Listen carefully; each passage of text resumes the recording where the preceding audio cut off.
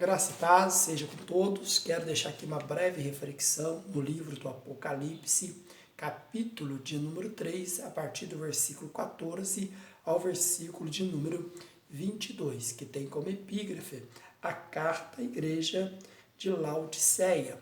Então já estarei trabalhando com os irmãos os termos aos quais os versículos estão utilizando e deixar-vos um tema dentro desses versículos, que é a igreja, ou uma igreja que Cristo está ao lado de fora. Será que tem possibilidade de Cristo estar do lado de fora da igreja?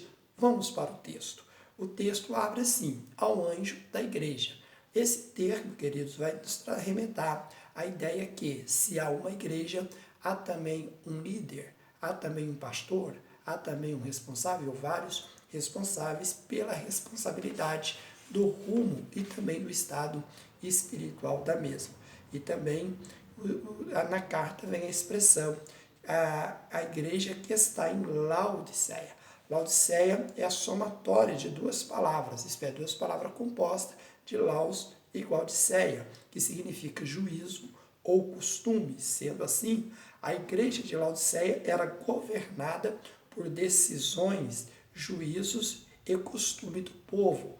Não era governada pela palavra de Deus, que deve ser o fundamento de qualquer igreja. A igreja de Laodiceia, estando no mundo, ela então procurou e ela também gostou do mundo, isto é, ela buscava três coisas que o mundo oferece. Ela buscava crescimento numérico a qualquer custo. Ela também procurava dinheiro e amizade com poder, ok? Mas vamos continuar. Quando lemos no versículo de número 15, está desta forma escrita: conheço as suas obras. O Senhor está dizendo: eu conheço as suas obras.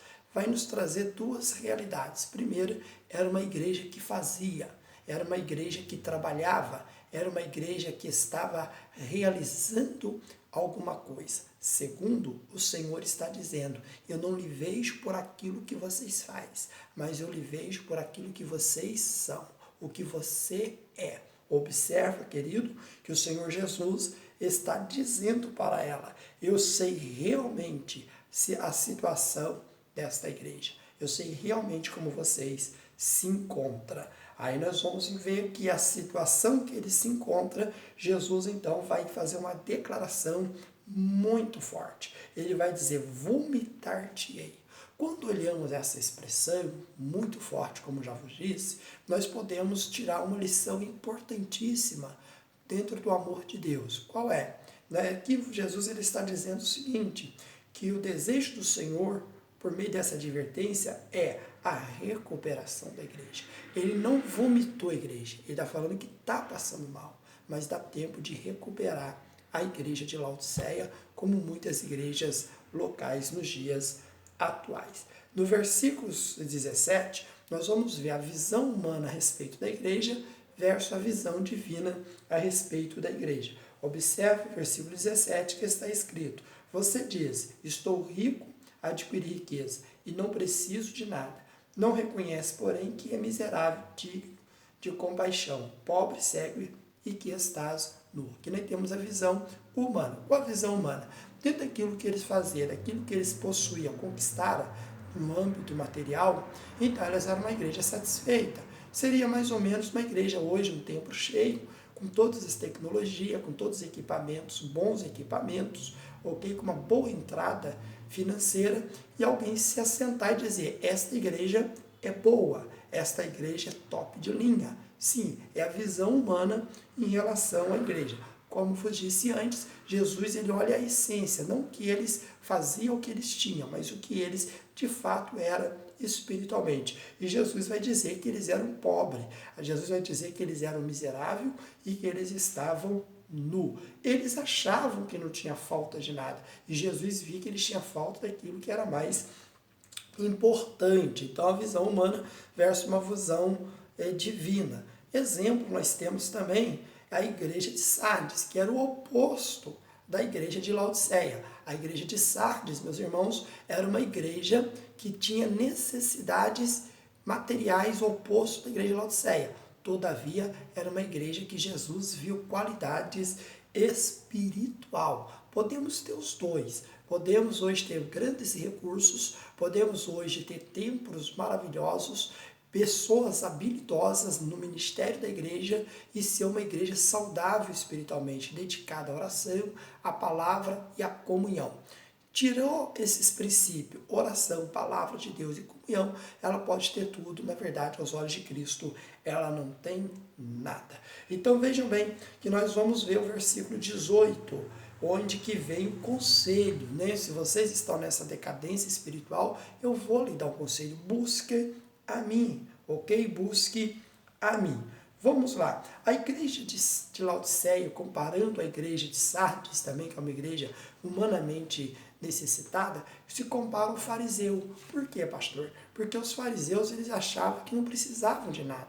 Aqui, irmão, a igreja de Laodiceia é chamada uma igreja morta, ou um defunto enfeitado. E o chamado para um avivamento desta igreja está de fato no caminho do arrependimento. Observamos que o Senhor dá um conselho a esta igreja no versículo 18. Dou-lhe este conselho, compre de mim ouro refinado no fogo e você se tornará rico. Compre roupas brancas e veste para cobrir suas vergonhas e compre colírio para os seus olhos para poder enxergar. Aí o 19 vem aqui o caminho do avivamento ou do reavivamento a uma igreja que agora está morta espiritualmente. Diz assim, repreende e disciplina aquele que eu amo, por isso seja diligente e arrependa-te. Então, quer dizer, como promover um despertamento, um avivamento, trazer vida a uma igreja que agora está morta? É disciplinando isso aí, orientando, ensinando e, todavia, chamando o arrependimento. Né? Então, versículo 19, Cristo não abre mão da igreja, mas ele diz, arrependa, né? Ele apresenta uma disciplina e fala, ser zeloso e arrependa-se. Uma das principais mensagens da Bíblia é o chamado arrependimento, porque quando acomodamos na frieza, ou naquilo que causa frieza, não entendendo que a frieza é consequência dos nossos próprios atos, da nossa própria falta de comunhão, do desleixo, o zelo da palavra de Deus, da oração, da consagração, se nós não entendemos que precisamos arrepender e voltar, nós vamos continuar sendo uma igreja esteticamente igreja, mas espiritualmente totalmente reprovada por Cristo, né? Até uma igreja que tem muitas obras, evangelismo, louvor e muitas outras coisas, mas todavia reprovada por Cristo. E nós temos aí o versículo 20 que diz, eis que estou à porta e bato. Quer dizer, aqui, querido, que vem que Cristo está do lado de fora da igreja,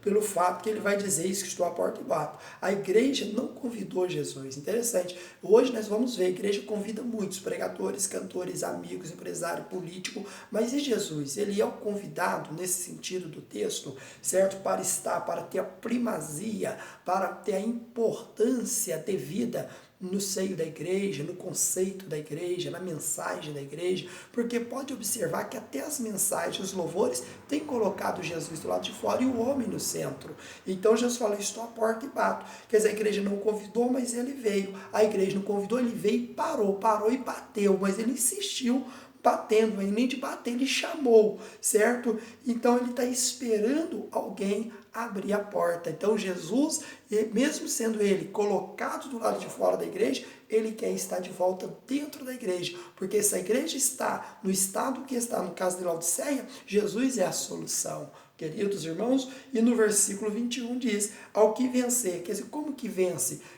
No caso de Laodiceia, muitas igrejas atuais, através do arrependimento, né? Ao que vencer, certo? E arrependimento mais fé é igual a conversão, assentará no meu trono, ideia de governo, ok? E aí nós temos aqui um conceito que Jesus diz, como eu venci. E como que Jesus venceu? Se nós continuarmos a decorrer o livro do Apocalipse, no Apocalipse 5, nós vamos ver duas figuras. o leão e o cordeiro. Jesus, ele foi apresentado a João verbalmente como o leão que venceu, o leão da tribo de Judá. Quando João vê, ele vê o cordeiro, porque ele vai ensinar a igreja também, a nós outros, que a vitória da igreja não é como o leão, mas é na humildade, na simplicidade, na obediência de Cristo. Se a igreja de Cristo voltar a submeter a Cristo, a sua palavra, ser humilde, não grande, não arrogante, não avarenta, ser pequena como o cordeiro, não grande como o leão, com certeza, como Cristo venceu, venceremos também. Então lembremos-nos, né?